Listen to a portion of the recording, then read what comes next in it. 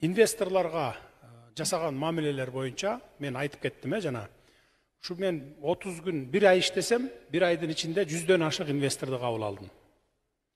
Майда чүйдөсүнөн баштап, ошо чоңдоруна чейин. Ошолордун дээрлик 70%ы мурун келип, анан ушу жанагыдай майда чүйдө чиновниктердин чоңдордун алдап кеткенинен, жанагындай эчтеке башталып электе чөнтөк акча сурагандыгынын кесепетинен бардыгы кетип калган экен. Ошолордун бардыгы көбү кайта келди. Дээрлик бир 70%, 30-40% ушу бир жаңы инвесторлор келди да. Ошонун ичинен эми ушундай бир окуяларга да туш болдук. Маган киргизем деп, ошол инвесторларды мурда таанышып жүргөн адамдар чакырып алып туруп, мага киргизем мынакей 1 саатка, жарым саатка киргизем $50,000 бересиң, $100,000 бересиң мага дегендер да болуп тур мына. Болуп атты ошол мезгилдерде. Көрдүңүздөрбү мынакей. Мына киргизип, жарым саатка киргизип кайра чыгарыш үчүн $50,000, $100,000, $1 миллионго чейин сурагандар болот экен да. Анткени баягы кызыктар инвестор, крупный инвестор болсо, баягы проектси жылып кетиш үчүн ошогон барат экен ушундайга мына. Анан ошол 70%-нын арасынан дагы мурда миллиондоп акчасын жеп алып, эчтеке иш кылдырбай койгон дагы биздин жарандарыбыз болгон экен мынакей. Эми аттарын атабай эле коеюн, алардын эми кийин аталат болуш керек өзү делечи. Анан ошонун бардыгынын кесепетине мына инвесторлордун кетип калган немеси, ушу фактысы ушундай болгон экен. Ушулардан өзүбүздүн чиновниктерден, жарандарыбыздан эми Кудай буйрса мындан ары андай болбойт. Инвесторларды тартып келсеңер болот. Бизге ошол келген инвесторлордун бардыгы ар кайсы тармакка келип атышат. Айрым инвесторлордон 2-3 биригип бир тармакты талашкан учурлары дагы бар. Мына мен салайын, мен кирейин ушул тармакка деп аткандар да бар да. Мисалы айыл чарбасына, гестерди курууга, ушу үйлөрдү салууга мынакей талашып аткандар бар. Ушу 200 гектарлап, 400 гектарлап жерлерибиз бар экен, мүмкүнчүлүк тиги сала турган үйлөрдү, шаар кура турган мүмкүнчүлүктөрүбүз. Мына ушуларды талашкандар дагы болуп атат да. Эми мындан кийин Кудай буйрса андай болбойт. Эгерде кимде ким ошентип инвесторду алдаган болсо, инвестордон ортомчулук кылып, мына мен сени кезиктирип чыгам, мага баланча сумма акча бер деген болсо, алар жазага тартылат. Мамлекет буган чара көрөт. А инвесторларды, биз бардык инвесторларды, туристтерди мамлекеттик деңгээлде коргоп алганга биздин эркибиз дагы, күчүбүз дагы, акылыбыз дагы жетет. Мындан кийин андай инвесторлор качпайт негизи. Анан эл аралык сот ачып берсин деп атат, инвестор деп атасыз. Биз эми эл аралык соту жок эле, биз өзүбүздүн сотторду эле адилеттүүлүккө, тартипке чакырганга буга дагы күчүбүз жетет. Буга болгону эң жогору жактын өзүнүн эрки керек. Өзү таза болуш керек. Өзү таза болсо, биринчи адам өзү таза болсо, анын айлана чөйрөсүндөгүлөр андай кылмыш иштерге, акмакчылык иштерге, сугалактык иштерге барбайт. А эгер биринчи адам өзү аралашып, өзү ууру болсо, өзү коррупционер болсо, анда ылдый жагы тамыры айыл өкмөт, айылдагы жөнөкөй калкка чейин жетет да. Муну биз 30 жылдык тарыхыбыздан көрдүк. Биз эми ошол мурункулардын катасын кайталабай, андан көрө мындан ары жакшы жолго, түз жолго, даңгыр жолго, өнүгүү жолго түшүп кетишибиз керек. Жер алдындагы кендер эле эмес, кендерде эмес. Илим, билимде экенине элибиздин көзү жеткендей болушу зарыл. Кыргызстандын өнүгүшү үчүн билим негизги ресурс катары бааланышы керек. Билимдүү коом гана өнүккөн мамлекетти кура алат. Биз элибизге илим билимдин баркын билмейинче, окуп чокуп алган билимибизди сатканды үйрөнмөйүнчө бакубат турмушка жетүү мүмкүн эмес экенин түшүндүрүшүбүз керек. Биздин ири ишканалар менен компанияларыбыз билим экономикасынын активдүү оюнчусу болуу менен бирге айлана тегерегинде чакан инновациялык бизнести кошо өнүктүрүп, ага камкордук көрүшү зарыл. Ал эми мамлекеттин милдети билим экономикасынын өнүгүшү үчүн ыңгайлуу укуктук, салыктык жана уюштуруу экономикалык чөйрөнү түзүү буга убакыт керек. А дегенде мамлекеттик башкаруу системасын өзгөртүү зарыл. Ошондо жаштарда социалдык тепкичти колдонууга мүмкүнчүлүк жаралат. Эгерде сен профессионал жана чынчыл адам болсоң, эч кандай акчасы же байланыштары жок эле мамлекеттик кызматтарга орношууга болот.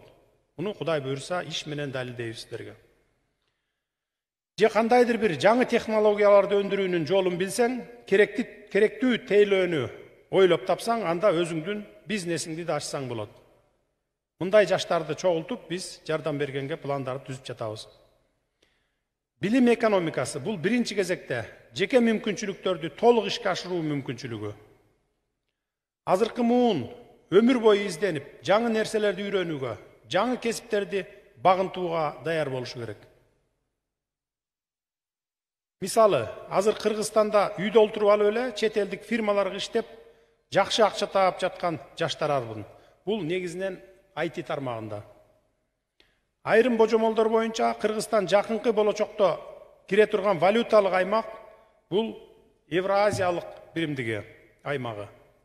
Жакынкы келечекте КМШ мамлекеттеринин, Түркиянын, ал тургай Ирандын да Евразиялык экономикалык биримдикке кириши ыктымал. Андай болсо Кыргызстандын жаштары жана бизнесмендери өзлөрүнүн билимин колдоно турган ири рынок түзүлөт. Келечекте мамлекетибиз башкалардан артта калбай, дүйнө коомчулугунун алдыңкы сабында болуш үчүн эң башкы роль билимдүү жана кесипкөй жаштарга таандык болот. Билимдүүгө дүйнө жарык деген нуска сөз бар, бекеринен айтылган эмес. Силер жаштар канчалык билимдүү болсоңор, аалам силер үчүн ошончо жарык, ошончолук жолуңар ачык болот. Биз кем байлыктын эмес, акыл эстин, билимдин эсебинен жаркын келечегибизди курушубуз керек. Жаңы технологиялар дүйнө экономикасынын жүзүн өзгөртүп, таптакыр жаңы билимдердин жана жөндөмдөрдүн зарылдыгын жаратты.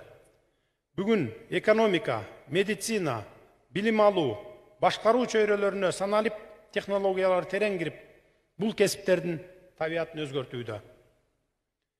Биздин жаштарыбыз жакынкы келечекте санариптик платформага негизделген Кыргызстандын өнүгүүсүн жаңы деңгээлге чыгарууга түздөн түз катышат деп терең ишенем. Санариптештирүү өлкөбүздүн бардык аймактарындагы күнүмдүк тиричилигибизден орун алууга тийиш. Буга чейин ишкерлерибиз кандай гана тоскоолдуктарга туш келишти. Өлкөнүн өнүгүүсү үчүн асыл максат койгон жаштарыбыз пайдалуу ишти жасайын десе, бардык тармакта коррупция күч алып, тааныш билиштик орун алган. Мындан арылууга бардык тармактарды санариптештирүү аркылуу жол ачабыз. Буга толук эркибиз жетет. Биздин негизги милдет мамлекетибиздин, бизнестин жана жарандардын ортосунда туруктуу санариптик өз ара аракеттенүүнү түзүү жана өлкөнүн мамлекеттик, муниципалдык органдарда электрондук башкарууну киргизүүнү тездетүү. Эң биринчи кезекте адам фактору менен коррупциялык көрүнүштөрдү жоюп, аны менен жарандардын убактысын жана каражатты үнөмдөгөнүбүз оң. Мындан ары элибиз атка минерлердин аркасынан чуркабашы керек. Тиешелүү тиркеме аркылуу, маселен, салык кызматынан же башка органдардан керектүү маалыматты алууга мүмкүнчүлүгү болушу зарыл. Бүткүл дүйнө жүзү заманбап технологияларды киргизип жатса, биздин мамлекеттик органдар дале эскиче кагаздар менен иштеп жатышат. Айрым жетекчилер тактамаларды жана маалыматтарды берүү менен өз чөнтөктөрүнө иштеп жатышат. Бул системаны сындыруу абдан оор, бирок буга биздин эркибиз жетет. Башкы максат эски системаны жок кылуу, коррупцияны түп тамырынан бери жоюу, адам факторун четтетүү.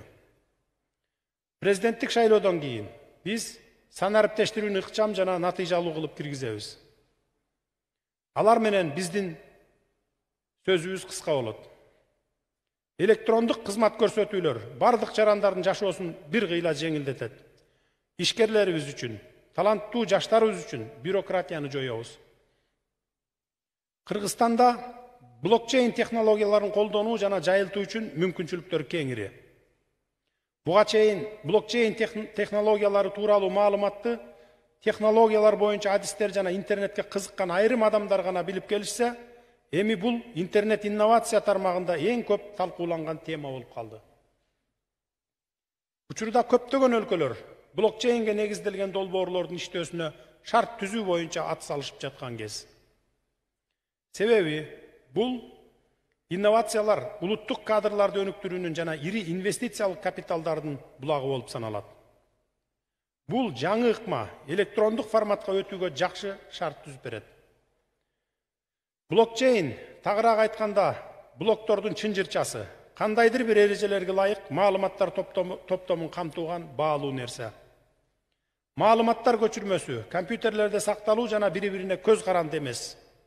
Блокчейн финансылык операцияларда ар кыл тармакта колдонуучулардын идентификациясын же болбосо кибер коопсуздук технологиясын түзүүдө муктаждыгы бар. Бул мамлекеттик мекемелерде жана банктарда алгылыктуу иш аткармакчы. Биз таланттуу жаштарыбыз менен кызматташууга дайым даярбыз. Таланттуу жаштар демекчи, биздин жаштарыбыздын арасында дүйнөлүк деңгээлде чоң ийгиликтерге жетишкен кыз-жигиттерибиз бар экени кубандырбай койбойт. Мисалы, кыргызстандык биринчи робототехник, ойлоп табуучу жаш илимпоз Жеңишбек Жакыпов. Швейцариянын Лозанна федералдык технологиялык институтунан билим алып, интерактивдүү роботторду иштеп чыкты. Жеңишбектин эмгектери ар түрдүү илимий журналдарга жарыяланып, CNN баш болгон дүйнөлүк медиаларда көрсөтүлүүдө. Анын курт-кумурскаларга окшош роботтордун колониялары боюнча докторлук изилдөөсү Natura илимий журналына да чыкты. Жеңишбек биздин сыймыгыбыз. Биздин Кыргызстаныбызда Жеңишбек сыяктуу сыймыктуу улан кыздарыбыз көбөйүүдө. Демек, келечегибиз кең. Коопсуз лифтти ойлоп тапкан Дмитрий Губев, акыр-чикир тазалоочу унааны жасаган Тунук Омушев, океандарды акыр-чикир таштандылардан тазалоочу жабдууну иштеп чыгууга аракет кылган Мария Арефьева, көп функциялуу кар тазалоочу унааны ойлоп тапкан Шерипбай уулу Максатбек, 3 дөңгөлөктүү катуу ылдамдыкта жүрө турган велосипедти ойлоп чыгарган Адилет Аттокур уулу сыяктуу улан кыздарыбыз келечектен көптү үмүттөндүрөт. Ойлоп табуучуларыбыз менен биз ар качан сыймыктанабыз, жана аларды камкордукка алып, шарттарды түзөбүз. Урматтуу жаштар, Кыргызстандын булуң бурчун кыдырып, шайлоочулар менен жолугушуп жүрүп, жаштарыбыздын спортко кызыгуусу күч алганына сүйүндүм. Дени сак улуттун келечеги кең дейт. Кече эле Белградда өткөн күрөш боюнча дүйнө кубогуна өлкө намысын коргоп, бизге сыймык алып келген грек-рим күрөшү боюнча Кыргызстандын улуттук курама командасынын мүчөлөрүнүн ийгиликтери чексиз кубанычты тартуулады. Айсулуу Тыныбекова, Мерим Жуманазарова, Жоламан Шаршембеков, Руслан Царев, Айпери Медет кызы жана Калы Сулаймановдардын ысымдары бизге дагы да зор үмүттөрдү тартуулайт деп ишенебиз. Алар өлкөбүзгө дагы көптөгөн жеңиштерди алып келет деп ишенем. Кыргызстаныбызды кыйлага тааныткан, дүйнө элдеринин алдында туубузду желбиретип, мамлекеттик гимнибизди жаңырткан биздин эр жүрөк сыймыктуу жигиттер жана кыздарыбыз. Сиздер эл аралык мелдештерде Кыргызстандын намысын коргоп, дүйнөлүк аренада биздин өлкөнүн аброюн көтөрүп келесиздер. Спорттогу ийгиликтер өлкөбүздүн аймактарындагы жаш спортчуларга үлгү болот. Биз Кыргызстандын атын чыгарган сиздердин ийгиликтерди жогору баалайбыз. Биз таланттуу спортчуларыбызды ар дайым ардактап алууга даярбыз. Азыр мамлекеттин дүйнөлүк катардагы ордун аныктоодо өлкөнүн интеллектуалдык ресурсу, калкынын ден соолугунун мыктылыгы, башкача айтканда адам капиталынын сапаты биринчи орунга чыкты.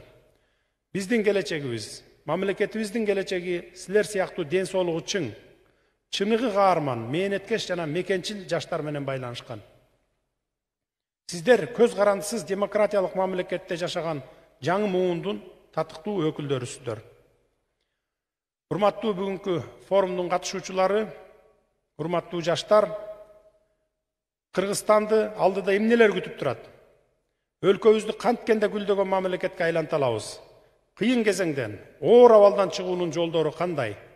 Маданиятты, илимди, өндүрүштү, өнөр жайды, дегеле ар кыл тармакты өнүктүрүүгө кандай аракеттер жаралууга тийиш деген түмөн суроолор өлкөбүзгө кайдыгер карабаган ар бир жарандын көкүрөгүнө тынчтык бербей, санаага салаарын жакшы билем.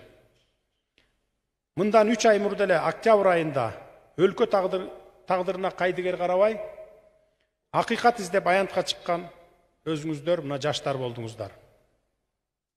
Анткени намыскөй жана мекенчил жаштарыбыз коомдогу болуп аткан окуяларга эч убакта көңүл кош карабайт. Ошол октябрь окуясында сиздердин үмүт мындан ары Кыргызстан гүлдөп өссө экен деген аруу тилек болду. Убакыттан пайдаланып, мен бир нерсени белгилеп айткым келип турат. Жаштарыбыздын бардыгы ошондо өлкөдөгү орун алган акыйкатсыздыкка каршы чыккан үчүн коомчулукта өзгөрүүлөр болду. Ошол кыска аралыкта кыйын абалда турган өлкөнү оң жолго салууда колумдан келген күч аракетти жумшоого арнадым. Тилекке каршы убакыт өтө тар болду. Кудай буйруп, президенттик жарышта жеңишке жетсем, 30 жылдап чечилбей келген бардык көйгөйлөрдү жоюуга болгон күч аракетимди жумшайм. Биринчи